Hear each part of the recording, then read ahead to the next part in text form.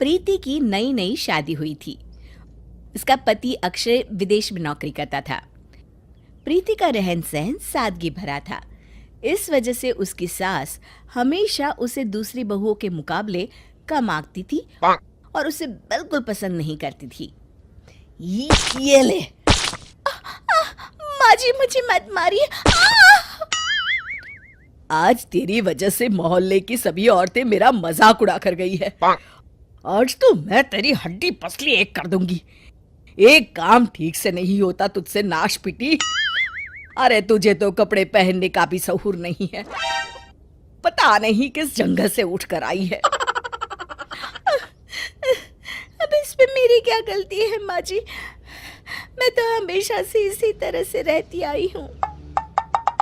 अरे मोहल्ले की जरा दूसरी औरतों की बहुओं को देख, कितने सलीके से रहती है, और एक तू है करम जली। ये ले, ये ले। आप जैसा कहेंगी मैं वैसा करूंगी। मुझे और मत मारिए माँ जी। अरे तेरा कुछ नहीं हो सकता। जा, रसोई घर में सुबह से बर्तन पड़े हैं, जाकर धो। मैं पड़ोस में जा रही हूँ। विमला की बेटी को लड़के वाले देखने आने वाले हैं। इस तरह अपनी बहू को डांट टपट के मिथिला वहां से चली जाती है। दूसरी तरफ जब भी अक्षय फोन पर प्रीति का हालचाल पूछता, प्रीति हमेशा अपनी पति से झूठ बोलकर अपनी सास के करतूतों पर पर्दा डाल देती थी। इस तरह कुछ दिन बीत जाते हैं। फिर एक दिन, अरे ओ निकम्मी, जरा यहाँ। प्रीति जैसे ही रसोई घर में आती है, मिथिला जोर से उसके बाल पकड़कर खींचती है। ये क्या है? रसोई में खाने के लिए कुछ भी नहीं है? अरे मुझे बड़ी भूख लगी है, अब क्या खाऊं? माँ जी, आप ही तो कह कर गई थी कि आप अपनी सहेली के घर से खाना खाकर आएंगी, और आज मेरा उपवास है, इसलिए मैंने सिर्फ बाबूजी के लिए खाना बनाया था। हाँ हाँ, कह कर गई थी तो क्या हुआ?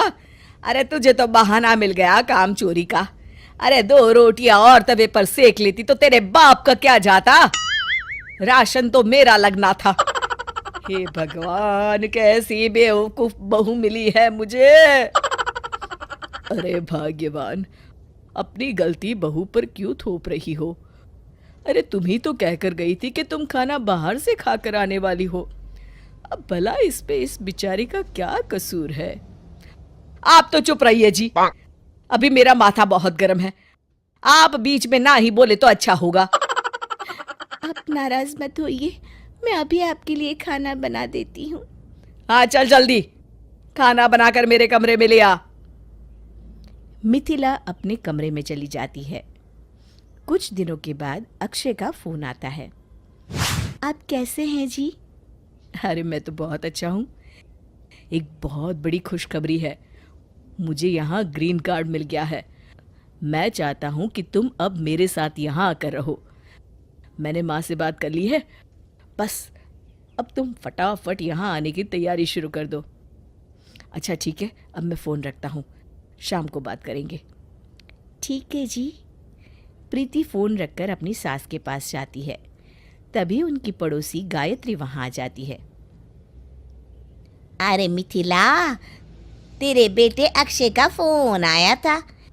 तेरी बहू को विदेश बुलाना चाहता है, उसे वहाँ ग्रीन कार्ड मिल गया है, इसलिए मैं तेरी बहू के कागजात लेने आई हूँ।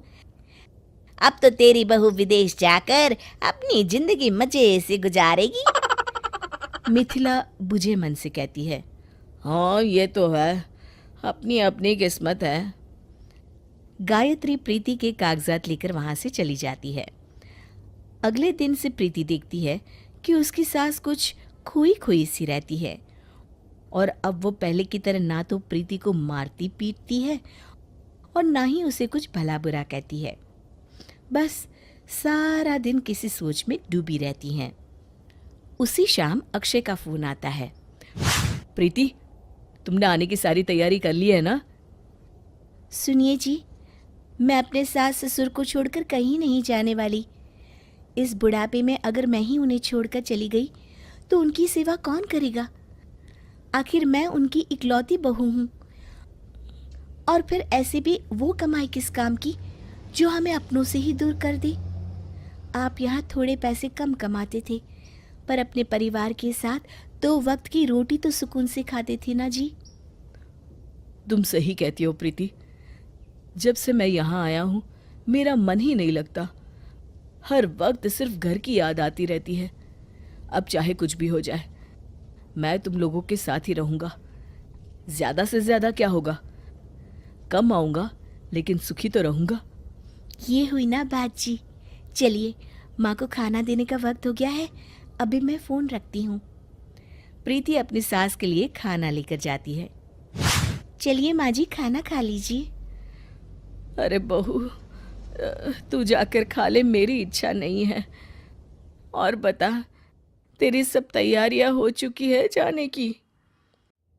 अरे माँ जी, आपको छोड़कर मैं कहीं नहीं जाने वाली, वरना आपकी डांटे कौन सुनेगा और आपकी हाथ की मार कौन खाएगा। मिथिला खुश होकर कहती है, क्या कह रही है बहू? तू सच में नहीं जाने वाली? हाँ माँ जी, मैं कहीं नहीं जा रही। और सबसे बड़ी खुशखबरी ये है कि अक्षय भी हमेशा के लिए वापस आ रहे हैं।